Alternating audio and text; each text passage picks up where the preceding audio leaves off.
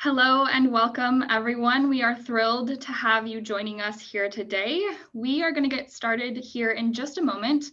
We're going to let a few more people hop in and join us in the Zoom. So just bear with us here for a second.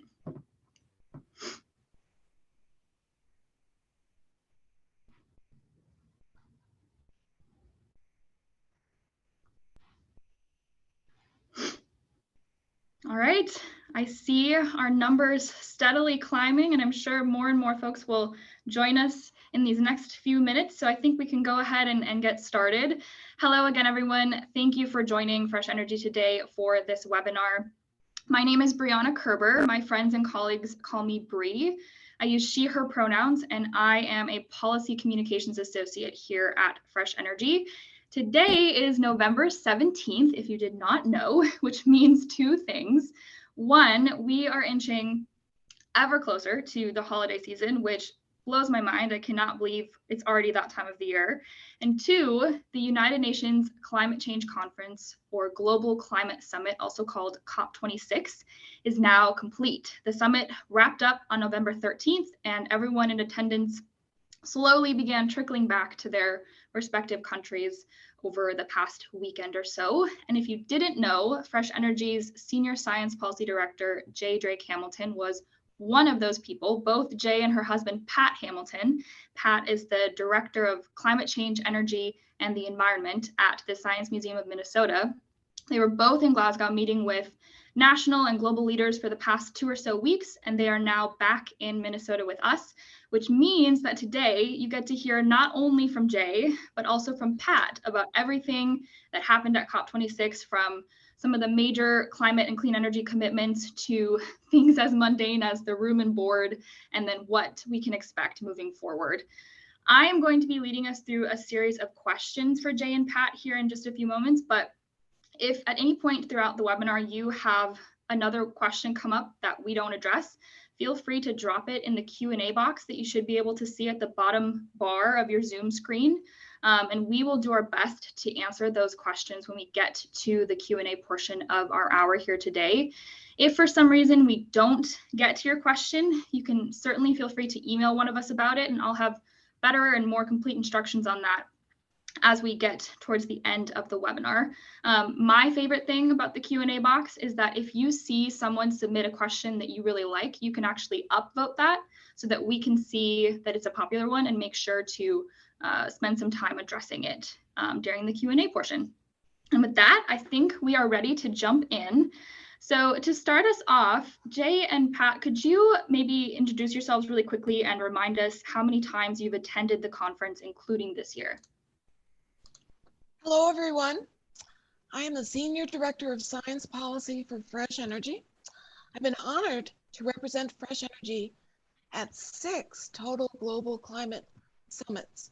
It fits well with my 2.5 decades of work on state and global climate policy details, and also the interaction between where the globe needs to go and the importance of Minnesota and the Midwestern US in these questions.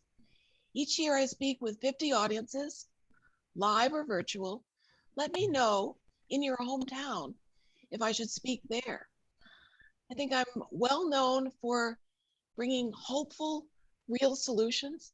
And in fact, all of us at Fresh Energy are renowned at getting things done in policy action. I'll turn it over to Pat now. Hello, everyone. I'm Pat Hamilton, and I have worked at the Science Museum of Minnesota for 37 years, developing a wide variety of environmental projects in that period of time. As Bree mentioned, I am the Director of Climate Change, Energy, and the Environment at the museum. I'm also a fellow with the Institute on the Environment at the University of Minnesota. In addition, I also serve on the advisory committee to America is All In. Now, if you haven't heard of America is All In, it's a coalition of 1,800 states, counties, cities, corporations, healthcare organizations, religious affiliations, indigenous nations, cultural institutions, and others, all committed to working collaboratively to reduce the United States' greenhouse emissions by 50% by 2030, while creating good paying jobs for Americans, and also addressing the brunt of environmental and economic harms from fossil fuels and climate change from our communities that have been most impacted by those. And starting with COP21 in Paris, I have participated in 5 COP conferences with Jay. Awesome. Well, thank you both for sharing a little bit about your backgrounds with us. I think I probably said this during the pre-COP26 webinar with Jay that we held, but I can't believe that this is your 6th time attending the conference. I think that that's incredible. Before I came to Fresh Energy, I actually worked on a few campaigns at the UN in Geneva in Switzerland, and it was always a bit overwhelming just on its face because there's so much going on. But I think it was always surprising to me too to see the difference between where you're doing your work, so the UN buildings or office spaces, and where you're staying or sleeping, whether that's in a hotel or an Airbnb or some other situation. And I remember staying in some really, really old hotels far, far away from UN grounds on some of those campaigns. And I heard a rumor that even though, Jay, you and Pat are basically Minnesota's Global Climate Summit royalty at this point, that your living situation in Glasgow is maybe a bit different than you're used to here at home. Yeah. I'll start this off. Our lodging was very close to the summit. We could go to the summit every day in about 20 minutes, a combination of walking and short train trips. I'll turn it over to Pat to describe those lodgings. And we were glad to spend as much time as possible at COP26. Imagine your standard college undergraduate dorm room, then shrink it, and then get rid of the chair, the desk, the closet, the dorm fridge, any storage whatsoever, though we did have a rolling clothes rack with 4 clothes hangers on it. I did ask if we could get a couple more at the front desk, but they said, no, we're all out. The only furniture in the room was a bunk bed. There was a single bunk bed up above and a double down below, set at a 90-degree angle, and we quickly switched the bedding around so we wouldn't bang our head on the upper bunk when we got up in the night. There was one light bulb in the fixture in the ceiling, and we quickly turned that upper bunk bed into a de facto clothes bureau and our computer and cell phone charging station. But unlike my undergraduate dorm room, this room did have a bathroom, though you did have to be a bit acrobatic getting around the door to the toilet. And it came with 2 bath towels and a hand towel. And after our first week there, a bath mat showed up, and I joked with Jay that we'd gotten an upgrade. But as Jay pointed out, it was our most convenient location in all the COPs. Getting to and from COP in 20 minutes was unprecedented in our COP experiences. But the state of our room would make any other couple we know have run for the hills of the Highlands. Well, it sounds to me like you both were pretty good sports about it. And maybe the bright side, silver lining way to look at it is that it added to the overall adventure factor of the whole experience. But another thing that really impacted your time in Glasgow is COVID-19. And obviously COVID-19 has had a huge impact on the world in so many different ways. And it impacted the conference itself, since it actually pushed it back a year from the date that it was originally scheduled. And I know, Jay, that you talked with me about how there were ample precautions taken to ensure safety and health for everyone at COP26, not just guests, but staff as well. But I'm wondering if you can tell us a bit about what that looked like for you guys. Yes, Bree. The United Nations took great care to make vaccinations available to all registered participants in poorer nations.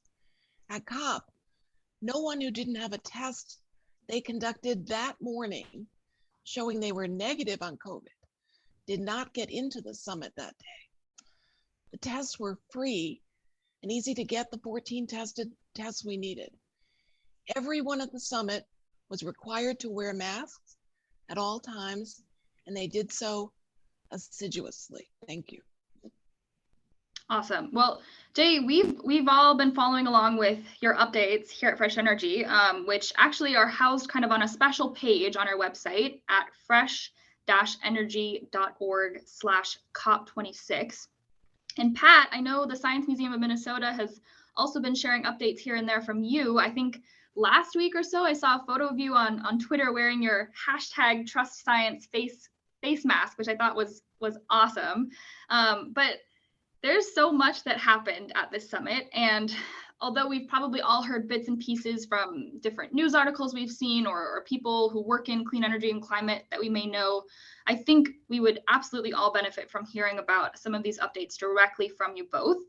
So we will dive into more details on some of these things as we get going. But at a high level, what can you tell us about the progress that was made that we should be celebrating? Yes, Bree, talk about the heart of COP26. First of all, there's no reason for anyone to stop pushing on climate action, but there's nothing wrong with celebrating the progress that's been achieved by all the work done around the globe so far. Things are moving. COP is like two summits at once. The UN in smaller meeting rooms works out the details of moving the rules of the Paris Agreement. Separately, businesses of all types, profit and nonprofit, big and small businesses, announce new initiatives every single day. The UN can't make countries do anything, but parties to a treaty, who are all countries, can use international transparency and peer pressure that can influence other countries to do more, be more bold and ambitious. We are making progress. Only about 10 years ago, scientists thought we would reach 4 to 6 degrees Celsius of warming by the end of the century, a calamity. We've bent the curve of global warming down. Going into Glasgow immediately, warming was feared to reach only 2.7 degrees Celsius. Now, just 2 weeks later, post-Glasgow, every nationally determined new commitment target, and if all targets announced by anyone, anywhere, are met, warming would only increase 1.8 degrees Celsius. That's short of the real goal of the Paris Agreement, 1.5 degrees, but that is phenomenal progress in very few years. There's no reason to be complacent. We should try much harder to limit warming, not beyond 1.5 degrees, but the trajectory is in the right direction. Think about what happens at COP. It is also an international festival. Everyone who's doing anything about climate goes to COP to talk about it. The COP president, Alex Sharmar, 2 days before the end of COP26, advised negotiators to, quote, bring the currency of compromise to your fellow negotiators' discussions, unquote. Finally, they finalized the Paris Agreement rulebook. There have been major initiatives on controlling methane, the global methane pledge that Pat will talk about in a moment, and the commitment made by 100 countries to slow and end deforestation by 2030. This includes Brazil, China, Russia, and the US, and accounts for 86% of the world's forests. So it's a big deal. A group of governments and private funders pledged to spend collectively $1.7 billion on indigenous peoples in local communities protecting local biodiversity. The US and China reached an agreement to boost their cooperation to raise ambition in the 2020s on an annual basis. The Glasgow Climate Pact, all 11 pages of it, which is collectively known as, sets up new rules to hold countries accountable.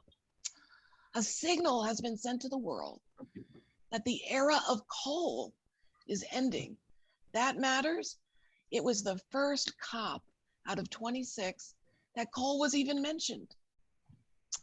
Many less developed countries, as well as Costa Rica, Canada, Norway, the United States, the United Kingdom, the European Union, all intervened that human rights and indigenous rights must be in the text. And I think you have another question for me, Bree. Yes, I do in just a second, but it sounds like maybe your audio got bumped a little bit and your mic may be a little lower. Could you just move it up a little bit so that we can make sure everybody Is this better? Perfect. I think so. Yes. Awesome, Jay. Well, yes, it's great to hear that really high level kind of overview on the different progress that was made on some of these climate solutions that Fresh Energy and other like-minded organizations have been advocating for years. And I know, Jay, that something that probably stood out to you about this COP that's different from previous ones is that you moderated or hosted 2 different events on behalf of Fresh Energy with other clean energy organization partners in Glasgow during the summit. One about the vital importance of rapid decarbonization here in the Midwest, and one about the different types of bold, ambitious actions that are being taken across the Midwest for climate and clean energy. And hopefully some of you in attendance on the Zoom actually got to live stream that second one on November 8th at 10 a.m. But if you did not, don't worry. Both of those events were recorded and you can find them on Jay's dedicated COP26 page on Fresh Energy's website. And I'll repeat that web address. It's fresh-energy.org/COP26. So Jay and Pat, speaking about those events, what can you share with us from those? Well, I'll start out with this. And I think you're going to show us a couple of slides. This is one of our events. And I took the initiative to create 2 different events with different panels of speakers who I invited, talking about a combination of Midwestern bold actions and the need for achieving decarbonization right in the West, in the Midwest. If you go on to the next slide, please, Bree. This shows Fresh Energy's depiction of if it were an independent country, the US Midwest would be, you note on the chart on the left side, the US Midwest would be the 6th biggest greenhouse gas emitter in the world. So we had panelists who included a range of perspectives and sectors, because people always ask me, this 32% of all US greenhouse gas emissions, what does that come from? And it comes from all sectors is the sad point. So for example, you can visualize the power of the panels of Midwesterners we brought together, including the governor of Illinois, J.B. Pritzker, together with Minnesota-based agricultural giant Cargill, and the assistant commissioner of the Minnesota Department of Transportation, who was the highest ranking official from Governor Walz's administration at the COP, as well as, and maybe you can advance the slide one, because here is Minnesota Representative Patty Acom and me recapping the clean energy transition that has replaced almost all of Minnesota's coal generation with large amounts of wind, solar, efficiency, and batteries. We discussed how to move forward boldly on so many different sectors in Minnesota and throughout the Midwest. And I'll turn it over to Pat to talk about an event he arranged. Thank you, Jay. On the morning of the second week, actually the morning of the first week of COP, I was invited by a nonprofit called Environment and Culture Partners to participate in this session all about how to organize and get the cultural sector in the United States more involved in climate action in order to get the public more, develop a higher understanding of climate change issues and get them more involved in climate action. And the reason for this is because, after all, culture institutions in the US are some of the most trusted and popular entities in the country, which is why I took an opportunity to tell a short story about the Science Museum of Minnesota in order to exemplify the fact that I see enormous potential, yet untapped potential, for huge economic, employment, equity, education, and environmental benefits. If innovative, climate and energy innovative cultural institutions weren't rare in the United States, but commonplace. Yeah, Okay. awesome. Well, I watched both events, one live, the Bold Ambitious Actions event that Jay, you helped host, and one after the recording had posted to YouTube, because I think it took place at like 3 a.m. our time here in the Twin Cities. Yeah.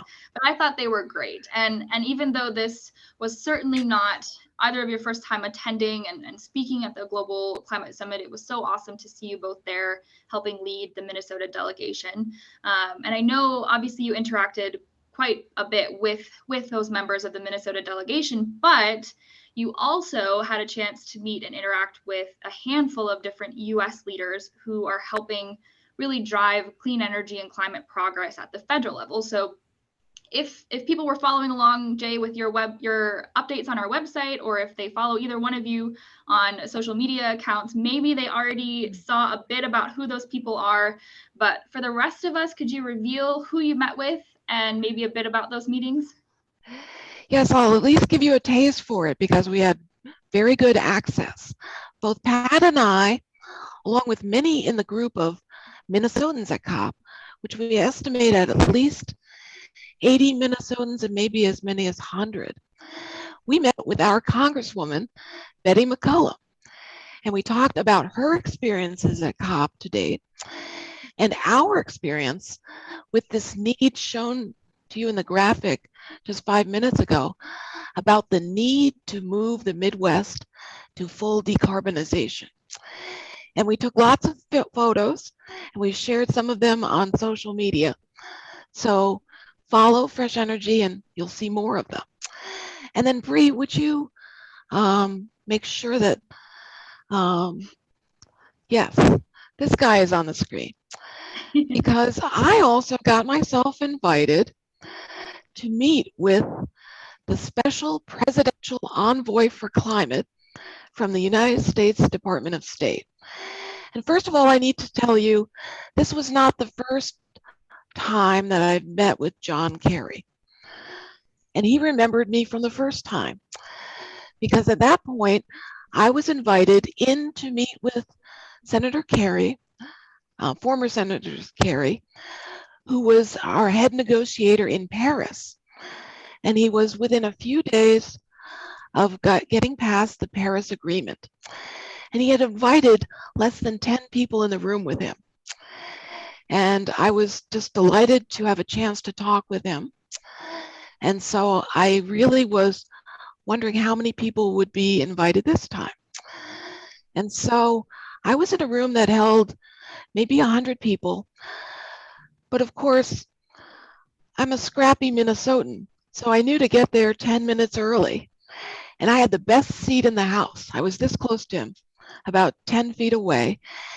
And I got to greet him as he walked in, reminded him of having met in Paris in those surreal circumstances.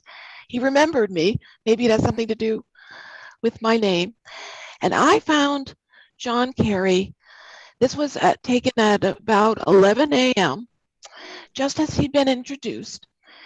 And he was introduced as someone who had been up till at least 3 a.m. that morning, reading reports. But you know what? He looked incredibly happy. He was very humorous.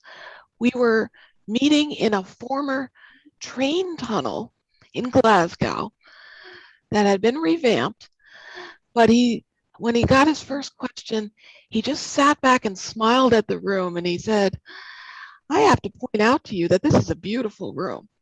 And it makes me feel like I'm in a James Bond film, and I expect Q and M to walk in next.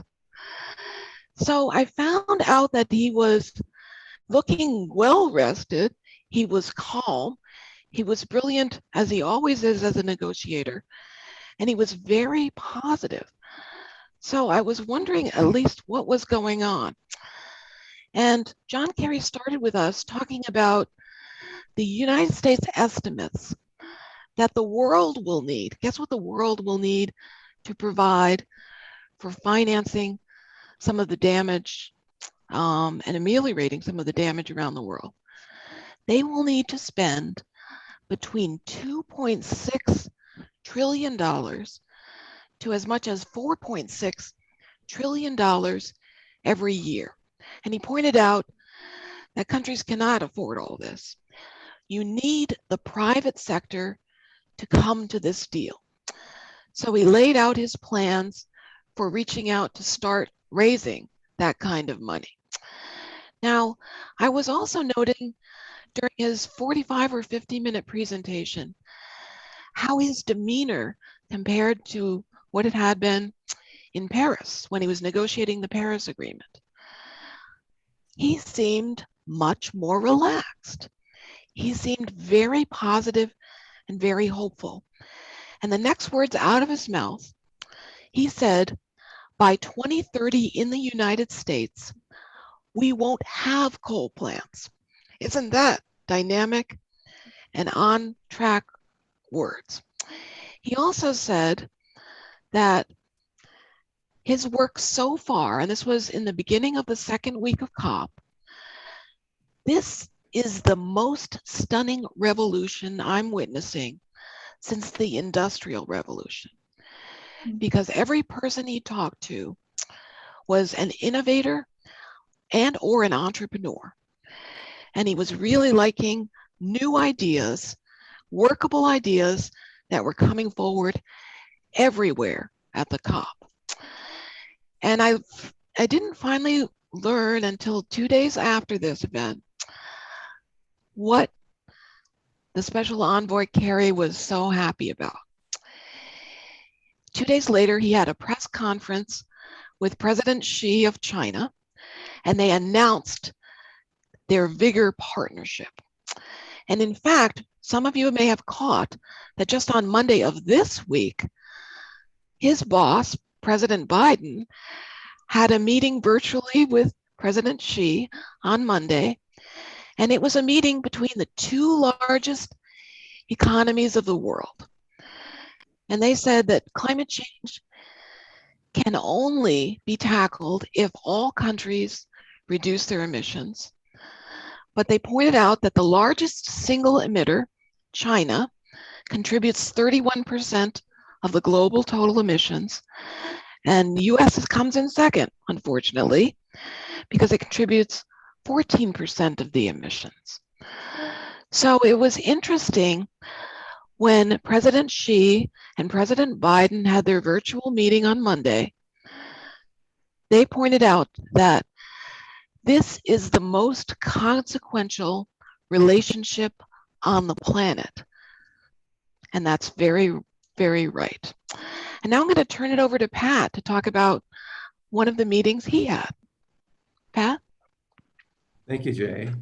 Earlier in my remarks, I mentioned America is All In, which shared a pavilion with the World Wildlife Federation, and was very active in programming it with sessions, but also opportunities to have meetings. And early on the second day of the COP conference, America's All In arranged a meeting with 16 of us with Gina McCarthy, President Biden's National Climate Advisor.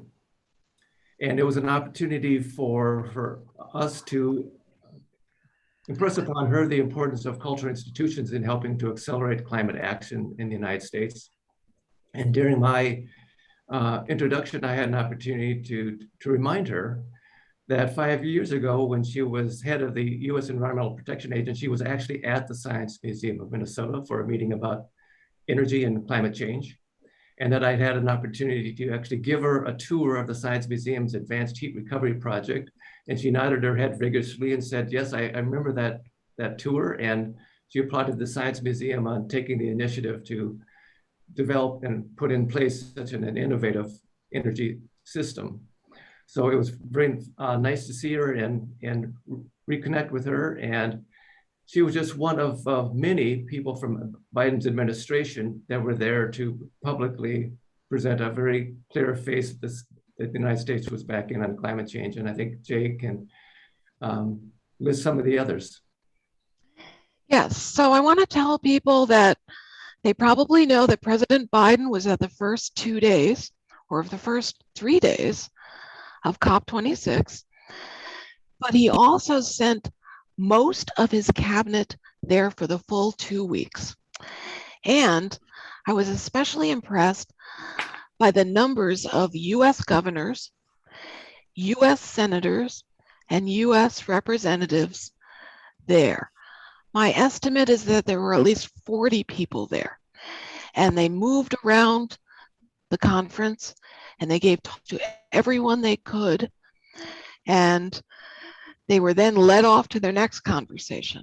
So they were really doing the lion's share of work. Pat and I also got to hear from the Secretary of Energy, Jennifer Granholm, who I had met just 10 days before when she was in Minnesota.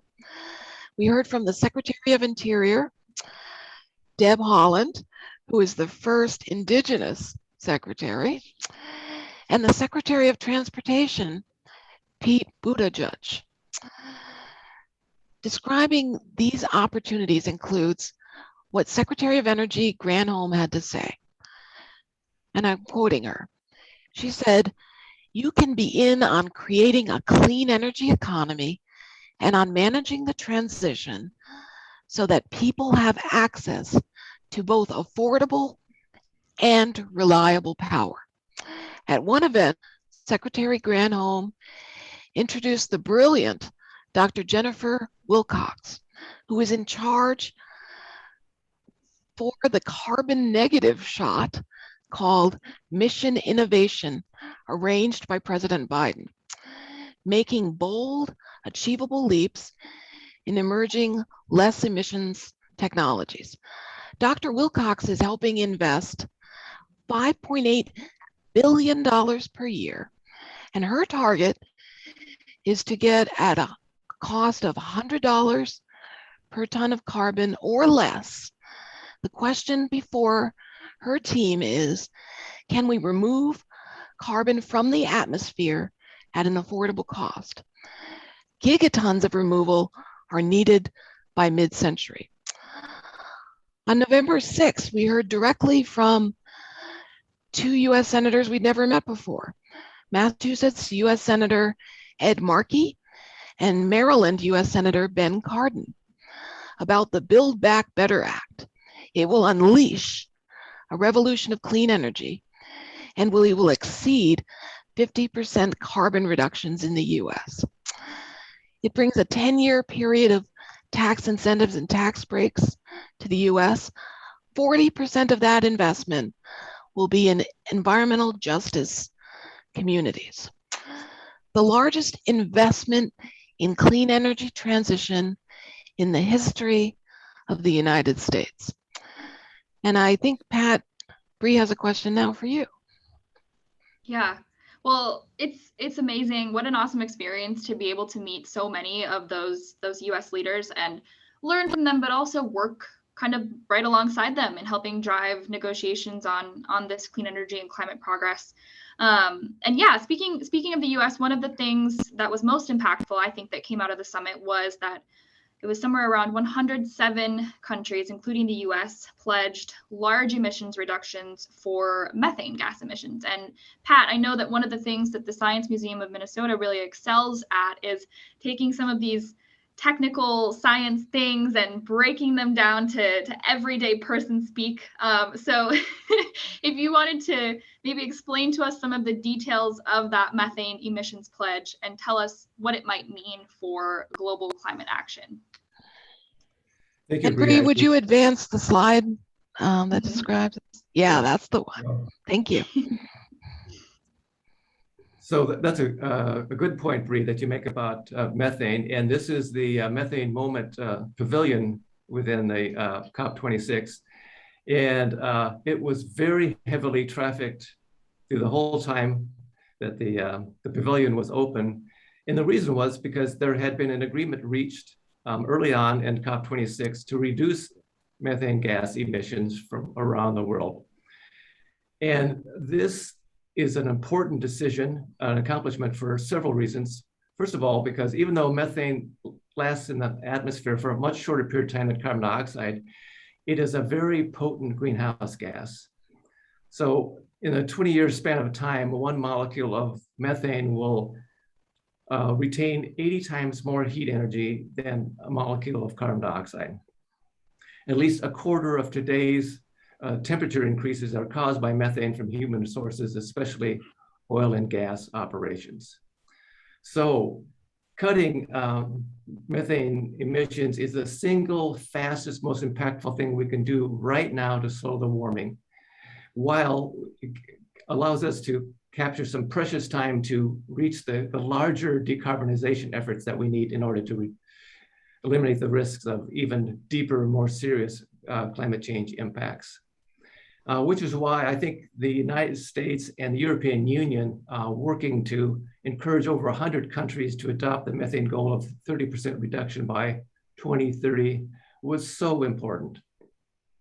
Now, COP26 is over, and now attention starts to shift from the decisions that were reached to actually monitoring and verifying that those decisions are actually being implemented. And an essential tool for doing so is a satellite that will actually be shot into orbit about a year from now in the fall of 2020. The inspiration for this comes from a 2018 TED Talk by Fred Krupp, who is the president of the Environmental Defense Fund, also known as EDF. And this satellite, MethaneSat LLC, will be a wholly owned subsidiary of EDF. But it is being developed with the idea that it will be wholly transparent. Once this satellite is up in space and operating, it will send data down to the surface, where algorithms will quickly process that data into actionable maps and information about methane emissions around the planet at a level of detail and precision and timeliness that is unprecedented. So I think a little over a year from now, the world will have access to information about methane gas emissions on a near real-term basis. And this information will be available free of charge, not just to governments and businesses, but to anyone everywhere. So what that means is that in a little over a year, if you're emitting methane into the atmosphere virtually anywhere in the world, everyone will know about it. And I think this is a prime example of how inspiration driven by both possibility and necessity has resulted in the creation of a satellite that will, I think, to achieve a much in reducing greenhouse gas emissions by leveraging the best of science, technology, engineering, and math. Now, quite candidly, the work isn't done. 107 countries have signed the Methane Emissions Reduction Pact, but Russia, India, and China, three of the largest emitters of methane, have not yet signed on. But I trust that once this satellite is up in space and allowing everyone everywhere to see not only where methane is being emitted by how much, I think the pressure internationally for those countries to sign on the agreement will become very high and intense. Definitely. Well, that, in my opinion, is absolutely something to celebrate. And thank you for giving us that background context on that, Pat. And Jay, speaking of celebrating, many of us heard about a new deal in Glasgow that is going to bring about carbon-free steel and aluminum a little bit faster. What do you know about this new deal, and what can you tell us about it? Oh, I think you're still muted, Jay. You're very right, Bree. Decarbonizing industries such as those is notoriously difficult. On the first day of COP, October 31, there was a huge announcement that Trump-era steel and aluminum tariffs by the United States against the European Union are being dropped in exchange for a new compact to partner on carbon-free steel and aluminum. So collectively, steel and aluminum production account for 10% of all global carbon releases. People see this as a way to beat the Chinese on decarbonizing industry, as well as support US workers and EU workers and industries. The Emission Steel aims to restrict imports of metals produced with quote unquote dirty methods, targeting especially those from China, which are produced largely by burning coal. The lead of the project was the White House's industrial decarbonization guru, whose name is Jane Flagle. Labor, including the Blue-Green Alliance, is excited about the potential over this Glasgow deal, and so is industry, and so are environmentalists. So this is the much sought after win, win, win. Well, that's awesome, and to have labor and industry and environmentalists alike really celebrating that is an awesome win, as you said. Another thing that stood out to me about this year's summit is that it seemed like there was an elevated intention to consider the impacts of human damage on nations across the world, and to ensure that response to that human damage, both financial and otherwise, is both equitable and just. And I think, Jay, that you yourself told me that the UN refers to this kind of area of finance as loss and damage investment. So what can you tell us about the UN's loss and damage initiative, and how did it feature into discussions at COP26? Well, I'm going to highlight first what made it into the Glasgow Climate Act, which has been released now. It's only 11 pages. It's what's called the text. And I read it again just this week. And it calls upon parties, those are the countries, 197 were there. And it calls upon those parties to accelerate efforts toward the phase down on unabated coal power, the first time that has ever been mentioned at a COP.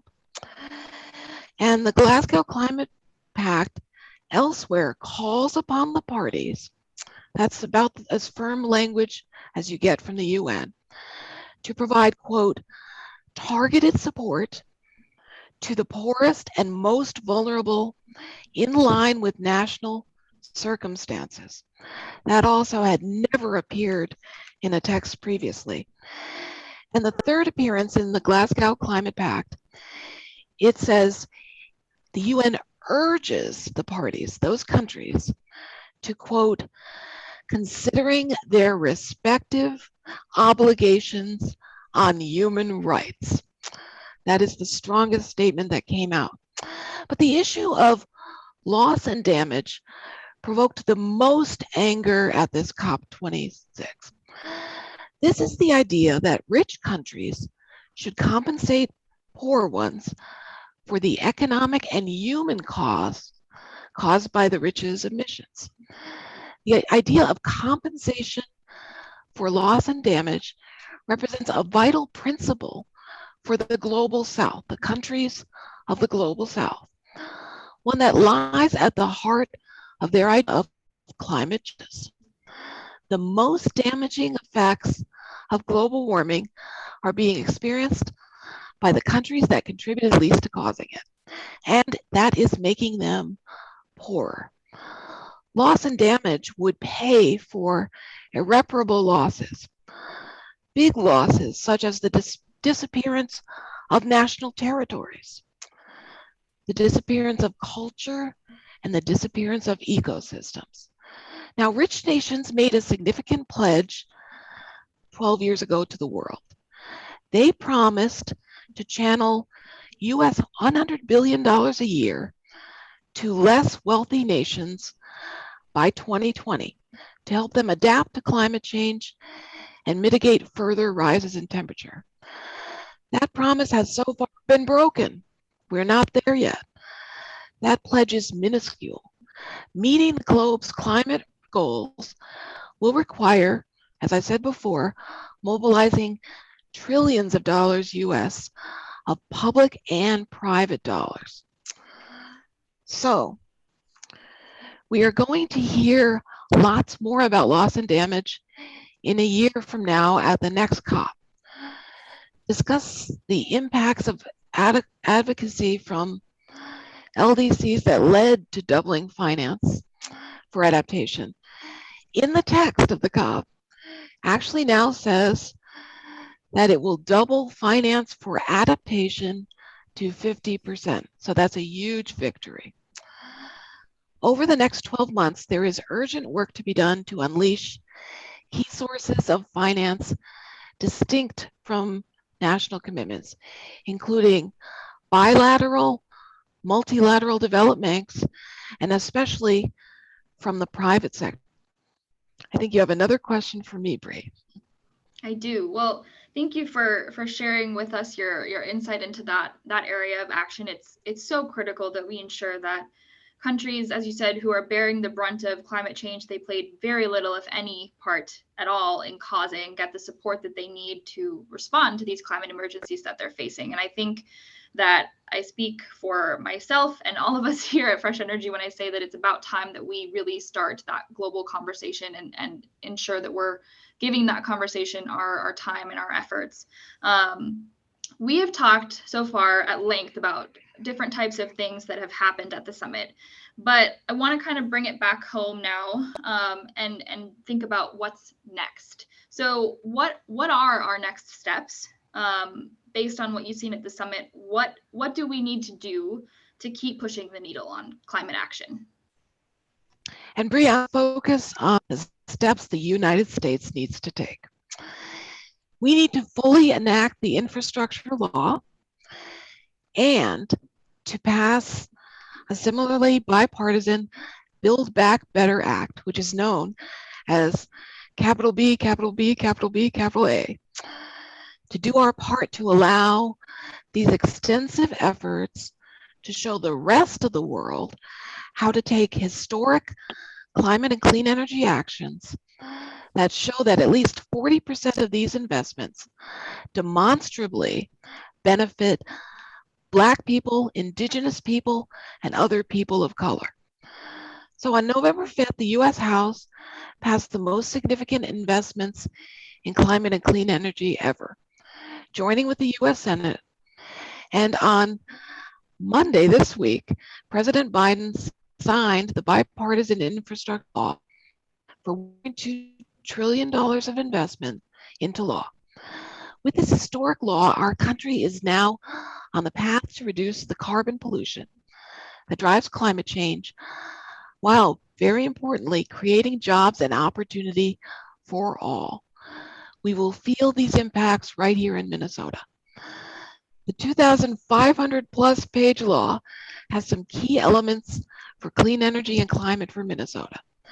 Estimates of what Minnesota can expect to receive include $818 million over 5 years to improve public transportation options across the state, $68 million over 5 years to support the expansion of an electric vehicle charging network in the state.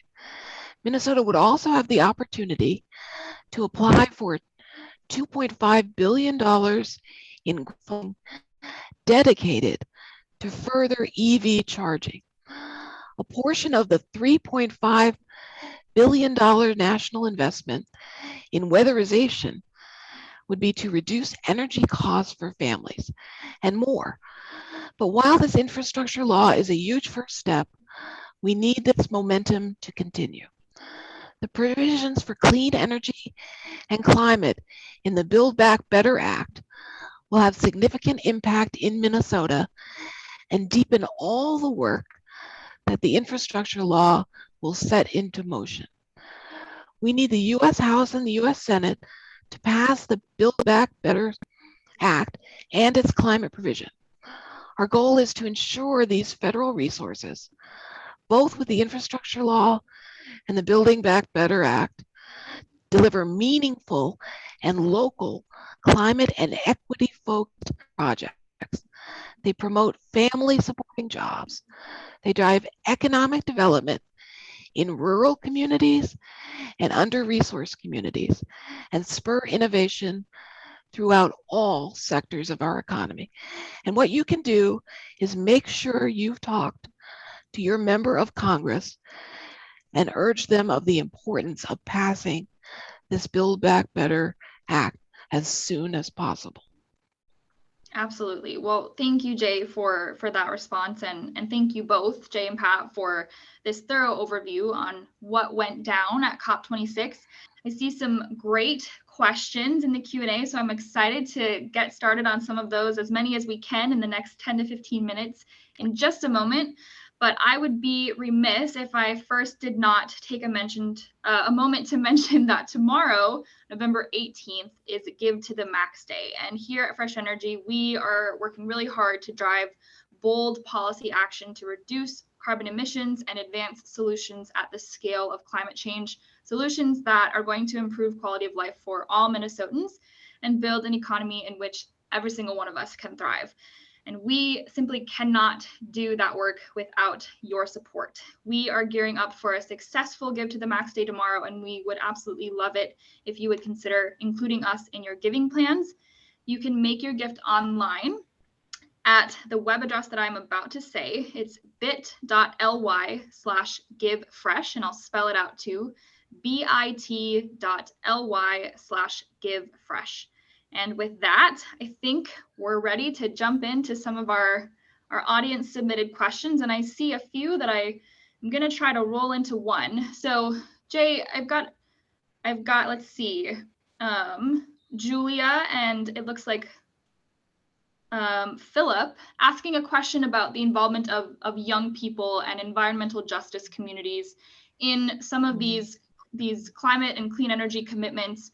And obviously, you know, right here in the Twin Cities, we know that youth and environmental justice communities are so important in driving this true, equitable, and true just clean energy and climate progress. So how does that activism that occurs in all of these different places around the world, but also in Glasgow this year, how does that reflect during some of these negotiations? I saw young people and environmental justice communities everywhere I was, inside the COP and outside the COP. A lot of young people and even very old people were marching on the streets in a heavy rainpour in Glasgow, and they got a lot of coverage. This is a way of shaming some countries in the world who are not doing enough. And that is most of the countries who are not doing enough. The other thing I noticed was a lot of the environmental justice communities were taking the tact of formally intervening in the UN discussions. So saying directly to a huge room holding 1,000 people from 197 countries and landmarked in front of the room with a table that was composed primarily of the COP president, Alex Sharma. And they were telling him, people from all sorts of countries, rich countries, very poor countries, a lot of under-resourced communities from within those countries, saying the same thing all together. They were saying, we need you to put human rights and indigenous rights into the text that comes out of this COP. And we feel abandoned. We feel abandoned by countries of the world and including by the United Nations. They need to make that. And it was very evident when I listened to so many of those interveners speak in public on the second Thursday of COP. I made notes about all the countries were saying, and country after country was talking about loss and damages. And they were very concerned that we need to solve this problem and we need to fund it appropriately. And we need to get it to the countries who need it most in a way that will benefit people the most. So one country after another was saying, you not only need to provide loans to poor countries, you need to provide outright grants to make sure that these countries have the help they needed, because they are suffering from the actions of you rich countries in the world. So I was very proud to see both the very under-resourced countries and the rich countries, many of them including the United States, Canada, Norway, the UK, and the European Union, all joining in with the under-resourced countries. And you bet every country in the world was hearing that come through loud and clear. Well, that's great to hear, Jay. I think that's so important in ensuring that these conversations, like I mentioned earlier, are truly geared toward equitable and just climate and clean energy progress that, like we at Fresh Energy like to say so often, actually truly benefits everyone. So I'm glad to hear that conversation is moving forward and that everyone is on the same page, that we are not doing enough, but that we're continuing to make those efforts and advance on that. I think we're going to move to some of the more maybe technical questions is the best way to say it in the Q&A. I've got a question here from Bill asking what kind of discussions at COP occurred with regard to nuclear energy as a low carbon energy alternative. And he kind of follows that up with a second part to his question, asking Jay, or maybe Pat too, do you believe it's possible to become carbon neutral while maintaining the current standard of living that we have without substantial reliance on nuclear energy? Well, my answer to that, Bill, is there were a number of sessions on nuclear as a zero carbon technology. And the second part of your question, I think what you're really asking is, can we get to the climate action we need with just using renewables or just using our favorite renewables? And for both of those questions, the answer is no. No university who has studied this issue in the United States has found that we know yet how to get there only with solar power or only with non-nuclear. There's a little what I call a delta between what we can get to with renewable energy, energy efficiency, batteries and energy storage. And in many parts of the United States, that delta is about 10% or 20%, for which we need something else now. Doesn't mean we'll always need something else, but we know that carbon-free nuclear, in those nuclear plants that are operating very well and very safely, we need to keep those running as long as we can when we need to fill in that delta. Because what that delta means, if you don't meet the delta with renewable energy, and there's certain times of the day or of the year where you cannot do that now, then the power stops working and or it becomes unaffordable primarily to the under-resourced communities who we are trying so hard to protect. So we do need to look very closely at our nuclear plants and to see what we can do to keep them working safely and affordably and moving forward. Thank you, Bill. And just to add on that, nuclear power had a lot of representation in the pavilion. And I think there was a lot of interest in talk about next generation nuclear power, a lot of interest in developing new nuclear technologies that don't have the risks inherent in some of the existing fission technology that we currently use in nuclear power. Great. Well, thank you both for your insight into that question. I think, we've only got a few minutes left, and I think I'm going to end the Q&A time with a question from Paul Thompson, who is curious whether carbon pricing was discussed as a solution at all at these global climate summit discussions. And Paul is wondering how, you know, countries like the US and Australia might factor into that process, if at all. Yes, I don't know the answer to the second part of the question with regard to Australia, but there were a lot of sessions devoted to carbon pricing. And I will speak only of the United States. We do not yet see in the federal government enough interest yet in carbon pricing. And part of our conundrum is that we do not necessarily need carbon pricing because other policies can take and have even more effect than that. So we don't need to worry about going after this particular initiative right away. I think that eventually we'll get there. But I just don't know what the Australians had to say. And I have to say about the Australians, the best part of the Australian contribution to the COP was they provided excellent free coffee to anyone who came by their pavilion. And that was the most basic, but not terribly ambitious role that they play. And critical, right, Jay? You got to be caffeinated to get through all these negotiations. Yeah, I sure did. Well, I'll give you a little bit of time, Jay, if you want to share with us any of your closing thoughts before we round out the end of this webinar. Yes, I would really like to, Bree. There's an immense amount of will in the world to address this problem. That's what I take away from COP. There is so much going on. Civic groups, cultural organizations, the private sector, and subnational governments, including Minnesota and many of the states in the Midwest, are leading the way. It's not so much the national governments who are leading.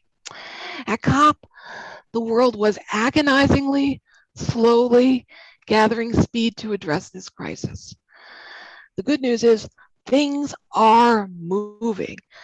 Many things that were not known about, like this methane SAD, were brand new to people. Some new things were created in less than 2 weeks in Glasgow, like the methane pledge, the deforestation goal, and the first of any COPs to mention fossil fuels as requiring phase down. And outsized voices of less developed countries and many rich countries together intervening at the UN for human rights and for indigenous people. We will create and do more big action in the next year, and then in the next year, then the next year, and every few months. And we'll be working on this problem for 20 or 40 years. We are accelerating to meet this climate with success. Now, the world demands accounting, reporting, transparency, and tracking. And you remember what I said about 20 minutes? We need everyone, both the nations who are parties to this treaty, as well as every business, every local community, every state that has made a pledge. We need all of them to come through with this. And I will quote the special envoy, Kerry. He said, "It's not just placards and signs in the streets we need. We need Excel spreadsheets and balance sheets." And what we say at Fresh Energy is what we've said for years. We need to look back and say, we did everything we could and it worked. Thank you so much. Yes, very well said, Jay, and so true. And with that, since I can't top that, I think that brings our event to a close. If we weren't able to answer your question today, please feel free to email either me or Jay with it, and we will get back to you with an answer. My email is kerber@freshenergy.org. That is KERBER@fresh-energy.org. And Jay's is hamilton@fresh-energy.org. Thank you so much again to everyone who joined us for this behind the scenes look into what happened at COP26 in Glasgow. If you missed part of the conversation or are really looking forward to sharing it with your networks, a recording will be available shortly.